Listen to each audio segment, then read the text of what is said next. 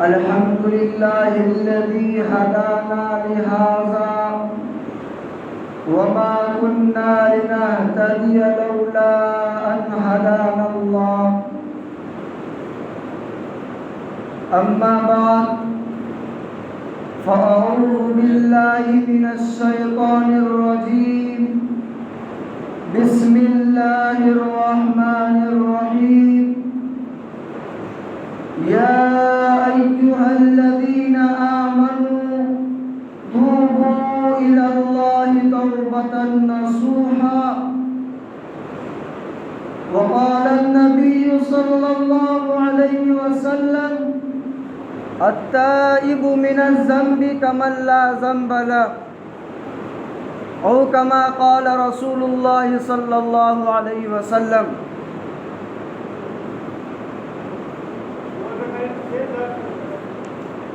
محترم حضرات اور میرے دینی بھائیوں،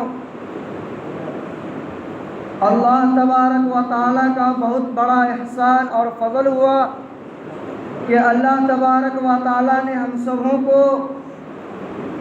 جمعہ کے بابرکت دن میں اپنے گھر میں بیٹھنے کی توفیق عطا فرمائی. میرے دوستوں، قرآن اور احادیث مبارکہ میں توبہ کی بہت بڑی فضیلت آئی ہے.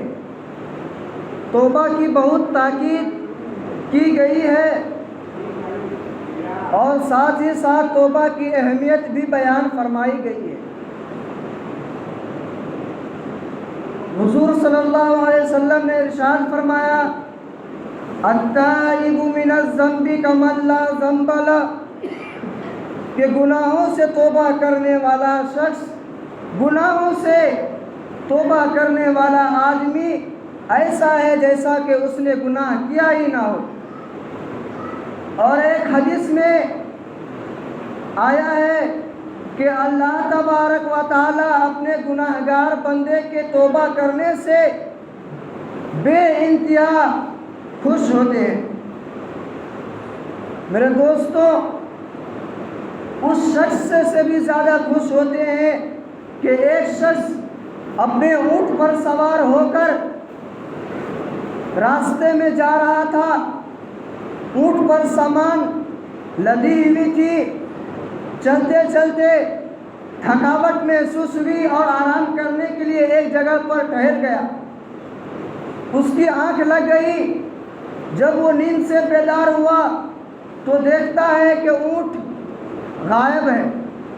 تو وہ شخص ادھر ادھر دیکھتا ہے، بھاگتا ہے، لیکن اونٹ کہیں پر بھی نظر نہیں آتا.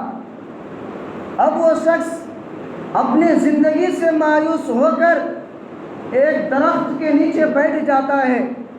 اس کی آنکھ لگ جاتی ہے، اس کو نیند آ جاتا ہے.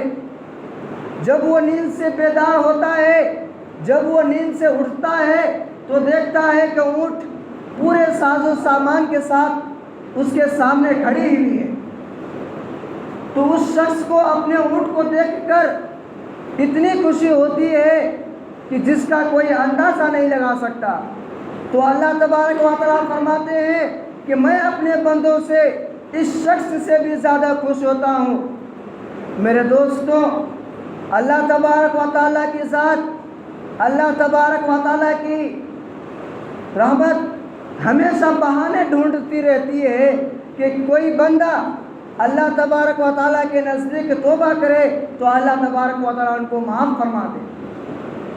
میرے دوستوں، اللہ تبارک و تعالیٰ فرماتے ہیں کہ میرا بندہ کہ تم 100 بار گناہ کر لو لیکن میرے سامنے آنسو کا ایک قطرہ بہا لو، میں تمہارے سارے گناہ کو معاف فرما دوں گا. میرے دوستوں، حضور صلی اللہ علیہ وسلم اپنے حجرہ مبارکہ میں آرام فرما رہے تھے. اتنے میں ایک جلیل القدر صحابی حضرت عمر روتے ہوئے آپ کی خدمت میں آئے. میرے دوستو، حضور صلی اللہ علیہ وسلم نے حضرت ابو بکر کو روتا ہوا دیکھا اور صحابی کو بھی روتا ہوا دیکھا، لیکن حضرت عمر کو کبھی روتا ہوا نہیں دیکھا تھا۔ جب حضرت عمر روتے ہوئے آپ صلی اللہ علیہ وسلم کی خدمت میں حاضر ہوا تو اللہ کے نبی فرمانے لگے، اے عمر، آخر تم کو کیا ہوا؟ تم اس قدر رو رہے ہو؟ میں تو تم کو کبھی روتا ہوا نہیں دیکھا۔ آخر تم کو کیا ہوا؟ کیا تمہاری بیوی بیمار ہے؟ کیا تمہارے بچے بیمار ہیں؟ کیا تمہارے گھر میں کوئی مصیبت آ پڑی ہے؟ تم کیوں رو رہے ہو؟ تو حضرت عمر کا جواب سنیے۔ حضرت عمر یہ نہیں فرمایا، حضرت عمر نے کہا کہ لما ابکی، یا رسول اللہ مجھے خود نہیں پتا ہے میں کیوں رو رہا ہوں۔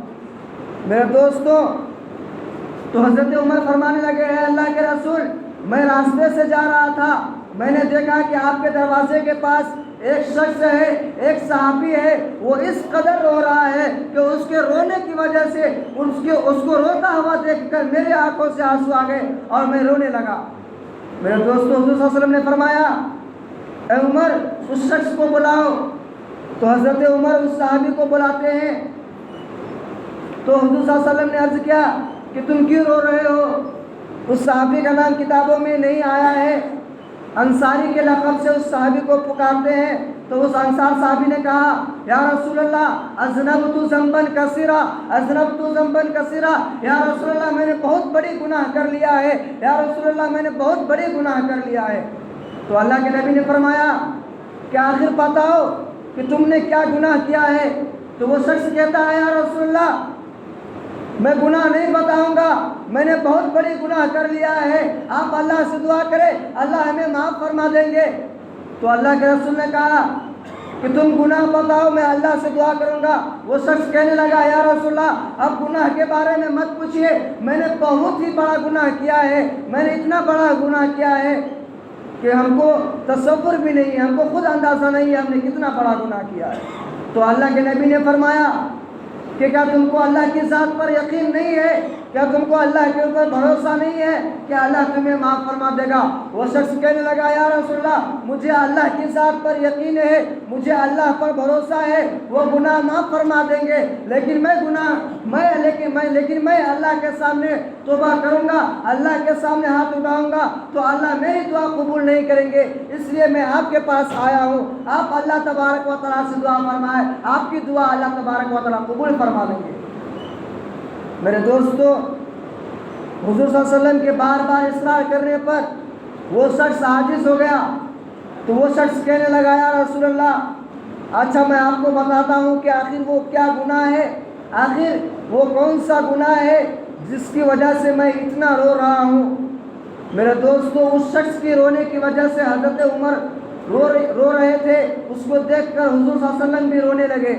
جب وہ شخص اپنے گناہ کو بتانا شروع کیا تو وہ شخص کہنے لگا کہ یا رسول اللہ صلی اللہ علیہ وسلم کنت نباشا، میں چور ہوں، دنیا میں اور بھی چور ہیں جو چوری کرتے ہیں، ڈاکہ ڈالتے ہیں، لوگوں کو قتل کیا کرتے ہیں، لوگوں پر ظلم کیا کرتے ہیں، طرح طرح کی قسم کی دنیا میں چور ہیں، لیکن میرے جیسا چور نہیں ہے، میں ایک کفن چور ہوں۔ وہ شخص کہتا ہے، میں ایک کفن چور ہوں، جب بھی کوئی شخص مر جاتا ہے تو میں اس کا کفن کھینچ کر بازار میں بیچ دیا کرتا ہوں۔ تو حضور نے کہا بس اتنی سی بات ہے۔ تو وہ شخص کہنے لگا، نہیں یا رسول اللہ صلی اللہ علیہ وسلم۔ تو وہ شخص اپنا گناہ بتانا، اپنے بارے میں بتانا شروع کرتا ہے کہ یا رسول اللہ صلی اللہ علیہ وسلم 3 دن پہلے ایک لڑکی کا انتقال ہوا، آپ نے ان کا جنازے کا نماز پڑھایا، میں خود اس لڑکی کا جنازے کی نماز پڑھا اور کفن و دفن ہوا۔ جب اس لڑکی کو دفن کر دیا تو میں اسی قبر پر کھڑے ہو کر یہ دیکھ رہا تھا کہ کفن کو کس طریقے سے رکھا جا رہا ہے، مردے کو کس طریقے سے رکھا جا رہا ہے۔ جب سارے لوگ کفن و دفن کا انتظام کر کے اپنے گھر کو چلے گئے تو میں رات کے وقت یعنی حسب معمول جس وقت میں کفن چوری کرنے کے لیے قبرستان پر جایا کرتا تھا، اسی وقت میں قبرستان پر گیا رات کے وقت، اور میں نے قبرستان کے اندر داخل ہوا اور اس لڑکی کا کفن چوری کر کے باہر نکل رہا تھا، لیکن شیطان نے ہمارے نفس کو بھٹکایا، شیطان نے ہمارے دلوں میں وسوسہ ڈالا۔ میں پھر قبرستان کے اندر داخل ہو گیا اور ان کے ساتھ زنا کر بیٹھا۔ تو میرے دوستو، تو وہ شخص کہنے لگا کہ جب میں زنا کر چکا تو میں جلدی سے جب میں زنا کرنے لگا تو وہ لڑکی بیٹھ گئی اور کہنے لگا اے شخص جب میں زندہ تھی، جب میں دنیا میں باحیات تھی، باعزت تھی، اس وقت میرے عزت پر، اس وقت میرے شریر پر، اس وقت میرے جسم پر کسی نامحرم کوئی میرے جسم پر ہاتھ نہیں اٹھایا، کوئی میرے جسم کی طرف، کوئی میری عزت کی طرف انگلی نہیں بڑھایا۔ آج میں مر چکی ہوں، آج میں قبر کے اندر آ گئی تو آج تم میرے عزت پر ہاتھ رکھ دیے۔ میں خدا کی قسم کھا کر کہتا ہوں کل قیامت کے دن اگر اللہ تبارک و تعالیٰ میدان حشر میں ہم سے پوچھیں گے تو میں تمہاری دامن کو پکڑ لوں گی۔ وہ شخص کہتا ہے کہ یا رسول اللہ اس عورت کا اتنا کہنا تھا، میں قبرستان کو جلدی سے بند کر کے وہاں سے بھاگ گیا۔ میرے دوستو وہ شخص کہنے لگا میں بھاگتے بھاگتے روتا ہوا 3 دن تک رویا، اس کے بعد آپ کے سامنے میں آیا ہوں۔ یا رسول اللہ میری یہی گناہ ہے، اللہ سے دعا فرمائے کہ اللہ یہ گناہ کو ہمارے معاف فرما دیں گے۔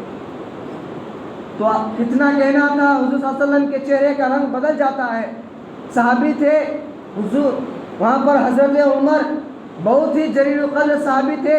جب انہوں نے یہ واقعہ سنا تو حضرت عمر نے کہا یا رسول اللہ آپ کا حکم ہو تو میں تلوار سے اس شخص کی گردن اڑا دوں، آپ اگر فرمائیں تو میں اس شخص کو اسی جگہ پر قتل کر دوں۔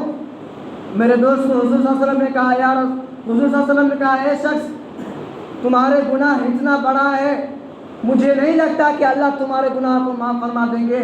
جاؤ اللہ سے تمہارا معاملہ اللہ کے ساتھ ہے، جاؤ تم اللہ کے سامنے گر گراؤ، اللہ کے سامنے ہاتھ پھیلاؤ، اللہ تمہیں معاف فرما دیں گے۔ وہ شخص روتا ہوا چلے گیا، مدینہ المنورہ کے ایک پہاڑی کے نیچے بیٹھ گیا اور 3 دن تک روتا رہا، سجدے میں گر گراتا رہا، اللہ تبارک و تعالیٰ سے معافی مانگتا رہا۔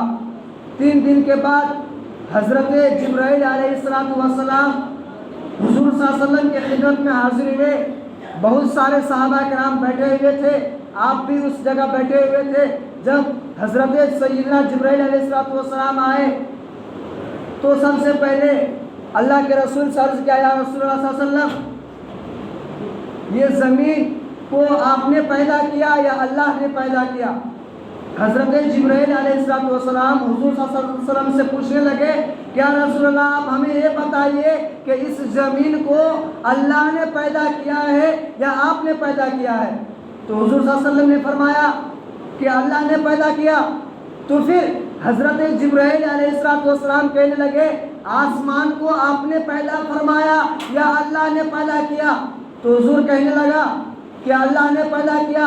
پھر حضرت جبرائیل کہنے لگے یا رسول اللہ جنات کو آپ نے پیدا کیا یا اللہ نے پیدا کیا؟ پھر حضور نے کہا اللہ نے پیدا کیا۔ پھر جبرائیل کہنے لگے چرند پرند حیوانات کو آپ نے پیدا کیا یا اللہ نے پیدا کیا؟ دریاؤں کو آپ نے پیدا کیا، سمندروں کو آپ نے پیدا کیا، پہاڑوں کو آپ نے پیدا کیا یا اللہ نے پیدا کیا؟ تو حضور صلی اللہ علیہ وسلم کہنے لگے اللہ نے پیدا کیا۔ حضور صلی اللہ علیہ وسلم تعجب میں پڑ گئے، اے جبرائیل آخر کون سی ایسی بات ہے، آخر کیا ماجرا ہے کہ تم ہم سے ایسا سوال کرنے لگے؟ ہمیں تو اللہ کے اوپر یقین ہے کہ ساری کائنات کو بنانے والی ذات صرف ایک اللہ کی، آخر تم اس طرح کا سوال ہمارے سامنے کیوں کر رہے ہو؟ تو وہ شخص حضرت جبرائیل علیہ السلام کہنے لگے یا رسول اللہ صلی اللہ علیہ وسلم جو شخص آپ کے پاس آیا تھا دعا کروانے کے لیے 3 دن پہلے اللہ نے ان کو آسمان میں معاف فرما دیا ہے، اب آپ کو بھی چاہیے کہ اس شخص کو بلا کر کہیں کہ اللہ نے تم کو معاف فرما دیا ہے۔ میرے دوستو اتنا کہنا تھا، حضور صلی اللہ علیہ وسلم کے پاس صحابہ کرام بیٹھے ہوئے تھے، حضور صلی اللہ علیہ وسلم نے اعلان کیا، حضرت عمر کو کہا، حضرت ابوبکر کو کہا، بہت سے صحابہ تھے، سب کو یہ اعلان کیا، سب کو حکم دیا کہ جاؤ اس صحابی کو ڈھونڈ کر لاؤ اور اس کو بلا کر ہمارے پاس لے کر آؤ۔ سارے صحابی ڈھونڈنے کے لیے چلے گئے، سارے صحابی جگہ جگہ پر تقسیم ہو گئے۔ تو حضرت عمر رضی اللہ عنہ فرماتے ہیں کہ سب سے پہلا آدمی، سب سے پہلا شخص جس نے اس شخص کو ڈھونڈا وہ میں تھا۔ یعنی اس شخص کو ڈھونڈنے والا پہلا آدمی حضرت عمر تھا۔ حضرت عمر فرماتے ہیں کہ میں نے دیکھا کہ وہ شخص ایک پہاڑی کے نیچے بلکہ ایک سوراخ میں وہ شخص سجدے کی حالت میں گرا ہوا ہے اور سجدے کی حالت میں رو رہا ہے، بلکہ میں گیا اور اس کے پیٹھ پر ہاتھ رکھا اور میں نے کہا اے شخص تمہارے گناہ کو اللہ نے معاف فرما دیا، چلو حضور آپ کو بلا رہے ہیں۔ وہ شخص سجدے سے اپنے سر کو اٹھاتے ہیں اور کہنے لگتے ہیں سچ کہتے ہو اللہ ہمارے گناہ کو معاف فرما دیا۔ وہ شخص حضرت عمر کہنے لگا ہاں اللہ نے تمہارے گناہ کو معاف فرما دیا ہے، چلو حضرت عمر کہنے لگے چلو اللہ کے رسول حضور اکرم صلی اللہ علیہ وسلم نے تم کو بلایا ہے۔ تو وہ شخص گئے حضور صلی اللہ علیہ وسلم کے پاس، عجیب معاذرہ تھا، صحابہ کرام بیٹھے ہوئے تھے، حضور بھی بیٹھے ہوئے تھے۔ وہ شخص روتے ہوئے آیا، حضور صلی اللہ علیہ وسلم کے پیر کے نیچے گر گیا، حضور صلی اللہ علیہ وسلم کے پیر پکڑ کے رونے لگے اور کہنے لگے سچ کہتے ہیں یا رسول اللہ اللہ نے ہمیں معاف فرما دیا۔ تو حضور صلی اللہ علیہ وسلم کہنے لگا ہاں اللہ نے تم کو معاف فرما دیا ہے۔ وہ شخص کہنے لگا یا رسول اللہ نے ہمیں کس لہجے میں معاف فرما، یعنی اللہ نے آپ کو کیا کہا، کس طریقے سے کس الفاظ سے اللہ نے ہمیں معاف فرمایا ہے۔ تو حضور صلی اللہ علیہ وسلم کہنے لگے ابھی عصر کے نماز کا وقت ہو رہا ہے، چلو میں نماز پڑھاتا ہوں، تم عصر کی نماز پڑھو، نماز کے بعد پھر ہم سب بیٹھ کر بات کریں گے اور تم کو ہم بتائیں گے کہ اللہ نے تم کو کس طرح معاف فرمایا ہے۔ فرض عصر کے نماز کا وقت ہوا، حضور صلی اللہ علیہ وسلم نماز پڑھانے کے لیے منبر پر گئے، نماز پڑھائے۔ جب آخری رکعت بچی، جب عصر کی نماز کا آخری رکعت ہوا، آخری سجدہ بچا، تو آخری سجدے میں اس شخص کا روح حضرت اسرائیل علیہ السلام قبول کر لیتے ہیں۔ آخری رکعت تھی، آخری سجدے میں وہ شخص اللہ کو پیارے ہو جاتے ہیں۔ جب نماز مکمل ہو جاتی ہے، سلام پھیرنے کے بعد حضور صلی اللہ علیہ وسلم بیٹھتے ہیں، صحابہ کرام سے فرماتے ہیں کہ بلاؤ اس شخص کو، اب ہم اس کو بتائیں گے کہ اللہ نے ان کو کس طرح سے معاف فرمایا۔ تو صحابہ کرام نے عرض کیا یا رسول اللہ صلی اللہ علیہ وسلم نماز کی آخری حالت میں یعنی سجدے کی حالت میں اس شخص کی موت ہو گئی، بتائیے اللہ نے ان کو معاف بھی فرما دیا اور اپنے پاس بھی بلا لیا۔ تو حضور صلی اللہ علیہ وسلم نے صحابہ کرام سے عرض کیا کہ ان کو غسل دو، ان کو غسل دیا، کفن و دفن کا انتظام کیا گیا۔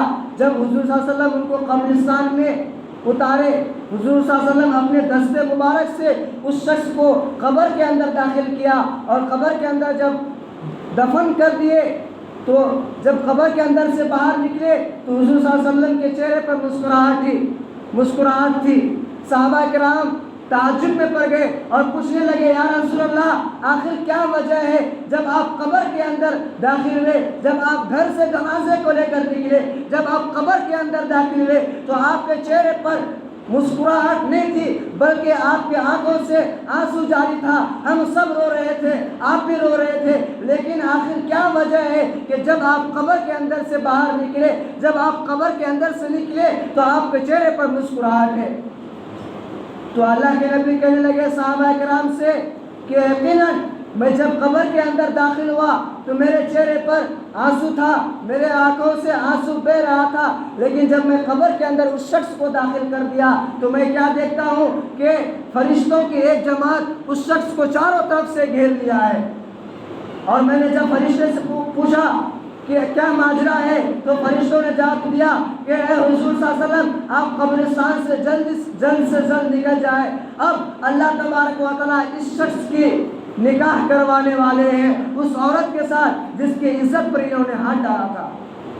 میرے دوستوں، حضور صلی اللہ علیہ وسلم نے صحابہ کرام سے عرض کیا کہ فرشتوں نے کہا کہ اس شخص کی اب نکاح ہوگی، اللہ تبارک و تعالیٰ آسمان میں اس شخص کا نکاح پڑھائیں گے اس عورت کے ساتھ۔ اب اندازہ لگائیے کہ اللہ تبارک و تعالیٰ گناہگار بندے کی توبہ کرنے سے کتنا خوش ہوتے ہیں۔ میرے دوستو، قرآن پاک میں اللہ تبارک و تعالیٰ نے ارشاد فرمایا وَنُفِخَ فِي الصُّورِ فَتَأْتُونَ أَفْوَاجًا۔ حضرت معاذ بن جبل رضی اللہ عنہ حضور صلی اللہ علیہ وسلم کی خدمت میں آئے اور کہنے لگے یا رسول اللہ صلی اللہ علیہ وسلم وَنُفِخَ فِي الصُّورِ فَتَأْتُونَ أَفْوَاجًا کا مطلب کیا ہے؟ تو اللہ کے نبی کہنے لگے، اللہ کے نبی کے چہرے پر آنسو آ گئے، آپ اس قدر روئے کہ آپ کی داڑھی مبارک آنسو سے تر ہو گئے۔ پھر آپ فرمانے لگے اے معاذ کیا تم سننا چاہتے ہو کہ اس آیت کا مطلب کیا ہے؟ تو سنو، کل قیامت کے دن حشر کے میدان میں میری امت 12 قسموں میں تقسیم کیے جائیں گے۔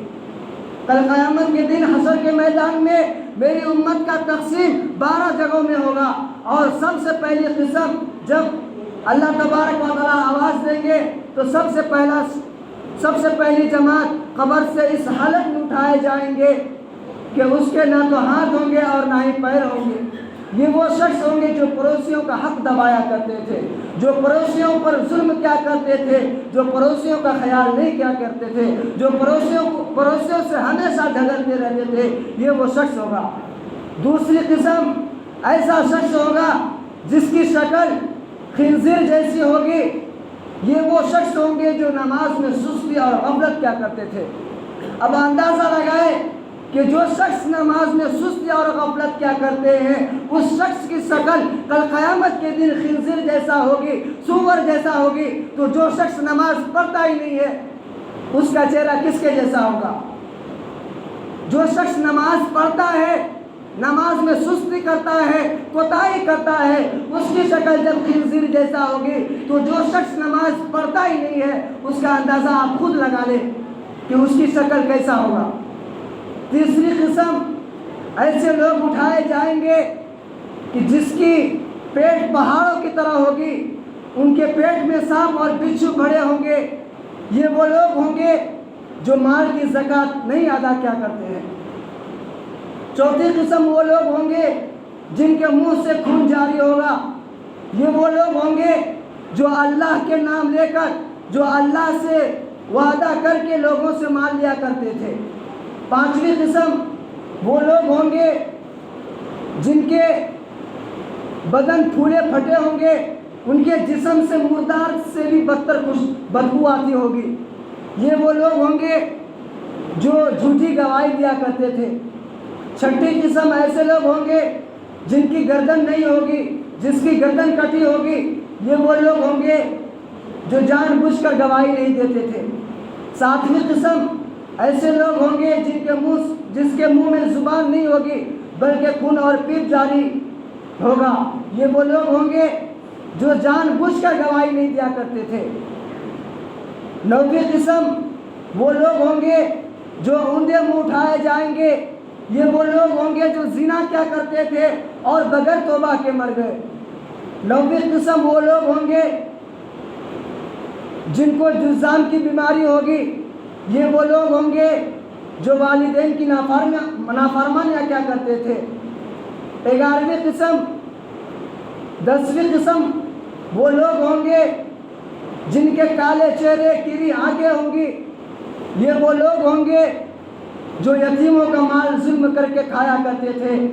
11ویں قسم وہ لوگ ہوں گے جن کی زبان رانوں تک ہوگی، جن کا ہونٹ بیل کے سینگوں کی طرح ہوگے، جن کے ہونٹ رانوں تک لٹکی ہوئی ہوگی، جن کے پیٹ سے پیخانہ نکلتا ہوگا۔ یہ وہ لوگ ہوں گے جو شراب پیا کرتے تھے۔ اور 12ویں قسم وہ لوگ ہوں گے جو پل صراط پر بجلی کی طرح پار ہو جائے گا۔ یہ وہ لوگ ہوں گے جو نیک اعمال کیا کرتے تھے، اللہ کے بندوں کے ساتھ اچھا سلوک کیا کرتے تھے، پڑوسیوں کے ساتھ اچھا معاملہ کیا کرتے تھے، ماں باپ کے ساتھ فرما برداریاں کیا کرتے تھے، جو جان بوجھ کر لوگوں کے ساتھ بھلائی کیا کرتے تھے۔ یہ 12ویں قسم وہ لوگ ہوں گے جو سچی پکی توبہ کر کے اس دنیا سے رخصت ہو گئے۔ میرے دوستو، اللہ تبارک و تعالیٰ سے دعا فرمائے کہ اللہ تبارک و تعالیٰ ہم سبوں کو سچی پکی توبہ کرنے والا بنائے۔ میرے دوستو، توبہ کرنے سے انسان کی ہر غلاظت ختم ہو جاتی ہے، بلکہ توبہ کرنے سے انسان کے اندر جتنے بھی گناہ ہوتے ہیں سب کے سب ختم ہو جاتے ہیں۔ یہ توبہ اولیاء اللہ کی شیوہ ہے۔ یہ توبہ نبی علیہ السلام کا سنت ہے۔ یہ توبہ اولیاء اللہ کی عادت ہے۔ میرے دوستو، دعا فرمائے کہ اللہ تبارک و تعالی ہم سبوں کو سچی پکی توبہ کرنے والا بنائے اور دل سے اللہ تبارک و تعالی کے دربار میں توبہ کرنے والا بنائے۔ آمین۔ وآخر دعوانا الحمدللہ رب العالمین۔